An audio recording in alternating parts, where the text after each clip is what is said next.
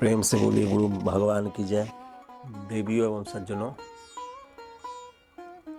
तो किसी भी प्राणी का दिल नहीं दुखाना चाहिए। दिल दुखाना सबसे बड़ा पाप है। उससे बड़ा कोई पाप संसार में है ही नहीं। यदि आपने किसी का दिल दुखाया तो आप कितनों तीर्थ, व्रत, जप, तप, उपवास कुछ भी कर लीजिए, लेकिन आपका कल्याण नहीं होगा। इसमें कहीं कोई संशय नहीं है। इसलिए दिल किसी का नहीं दुखाना चाहिए किसी भी परिस्थिति में। जब आप किसी का दिल दुखाते हैं तो साक्षात ईश्वर सबके दिल में वास करते हैं।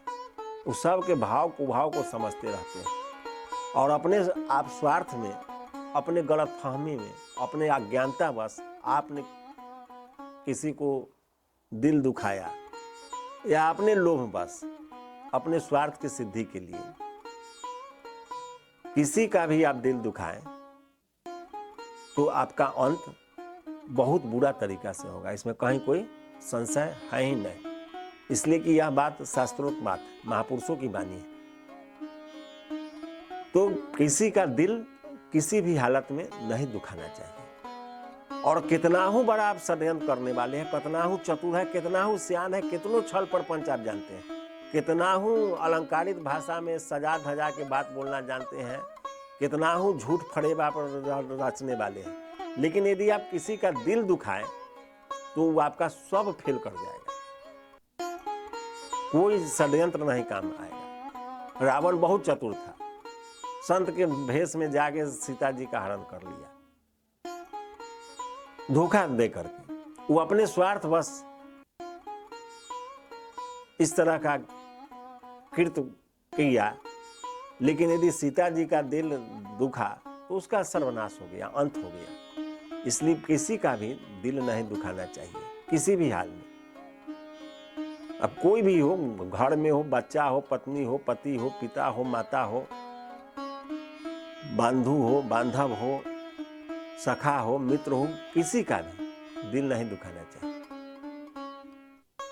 इसलिए कि यह संसार एक स्वप्न है, आज है कल समाप्त होगा। तो आप किसी का यदि आप बद्दुआ ले लिए, किसी का दिल दुखाए जाने अनजाने में, तो आपको उसका दंड भोगना पड़ेगा। इसमें कहीं कोई शक नहीं है। आप अग्नि को धोखा से स्पर्श करें या जान के, दाह बराबर होगा, जलन बराबर होगा। इसमें कहीं कोई संदेह नहीं है। उसी तरह से आप यदि किसी को जाने में या अनजाने में यदि किसी प्रकार का यदि आप तकलीफ पहुंचा रहे हैं, ठेस पहुंचा रहे हैं, दुख पहुंचा रहे हैं, तो इसका फल आपको निश्चित रूप से मिलेगा। आप नहीं बच पाइएगा। कितना हो से कितना हो बड़ा आप चतुर हो, पैसा, धन, संपत्ति से आप किसी को नहीं खरीद सकते। वो पैसा, धन, संपत्ति से खरीदना एक अलग चीज हुआ, लेकिन आपने जीवन भर बहुतों को पैसा, धन, संपत्ति, सोना चांदी सब दान कर दिया, सब कुछ आप करते आए, लेकिन एक सज्जन को आप यदि तकलीफ पहुंचाए, उसका यदि दिल दुखाए, तो सब बेकार हो गया, उस सब पर भारी पड़ जाएगा और आपको पतन कर देगा और आपका सर्वनाश बुरी तरीका से होगा। आप एकदम 84 लाख योनि में, तिर्यक योनि, उसमें भी कीट पतंग में आप जाने के लिए तैयार रहिए। इसमें कहीं कोई संदेह नहीं है। अब बहुत से लोग कहते रहते हैं कि जहाँ मरने के बाद कौन देखता है, कौन देखता है। सब दिखाई पड़ता है। आप साधना करिए, आपको सब दिखेगा कि आप मरने के बाद कहाँ जाइएगा, आपका क्या गति होगा, क्या दुर्गति होगा, आप क्या पाइएगा। जब साधन करिएगा ना, भगवान के भजन करिएगा, जब कोई महापुरुष के, कोई गुरु के निर्देश के अनुसार आप चलिएगा, तो आपको सब दिखने लगता है। ऐसा नहीं है कि जहाँ मरने के बाद लोग कहाँ जाता है, सब आपको समझ में आ जाएगा, सब दिख जाएगा। इसीलिए जो भजन करता है, जो साधना करता है, जो साधक होता है, वो बहुत संयमित चलता है। काहे कि वो समझने लगा कि इसके आगे की कहानी क्या है। यहाँ धन के, संपत्ति के लोभ में, मद में आप फंसे हुए हैं, तो जिसको विषय रूपी वासना का सांप जिसको डसे हुए है, उसको कुछ समझ में नहीं आता है। तो जब समय जब आता है और जब काल का जब डंडा पीठ पर पड़ता है, उस समय उसकी सारी ज्ञान, चतुराई, बुद्धि सब समाप्त हो जाता है। इसलिए ज़्यादा चतुराई, ज़्यादा छल, ज़्यादा प्रपंच करके इस संसार में मत चलिए। इसलिए कि जाना यहाँ से निश्चित है, इस चीज़ को हमेशा आप दिमाग में सेट कीजिए। ये आपको जाना है। आप कब जाना है? आप यदि साधन भजन नहीं करते हैं तो आपको कुछ भी पता नहीं है। यदि साधन भजन करने लगते हैं, प्रभु के नाम जप करने लगते हैं, तो इसका आपको अंजाम मिलने लगेगा, उसका एहसास होने लगता है।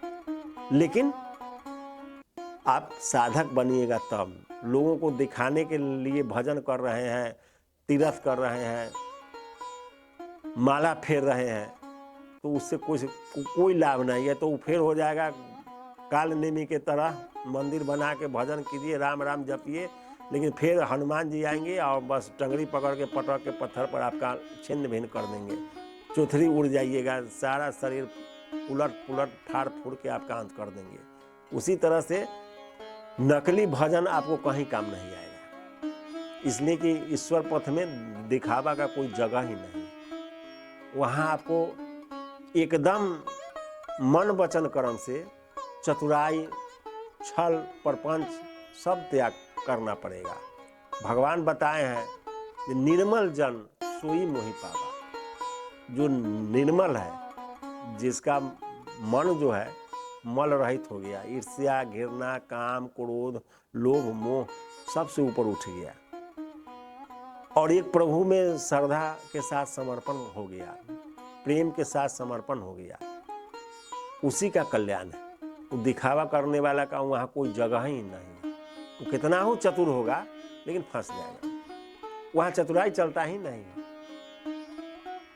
तो इस तरह से मनुष्य को सब कुछ विचार के, सोच के चलना चाहिए।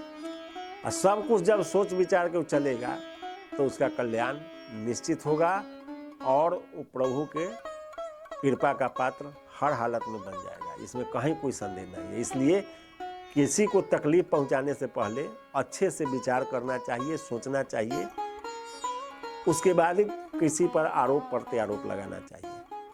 किसी के सुनी सुनाई बात पर किसी के दिल नहीं दुखाना चाहिए, न तो उसका परिणाम भयंकर है, भयंकर दंड है, उसको कहा नहीं जा सकता है। शास्त्रों में भरा पड़ा है, महापुरुषों की वाणी के द्वारा अनेक प्रकार से इसको समझाया गया है।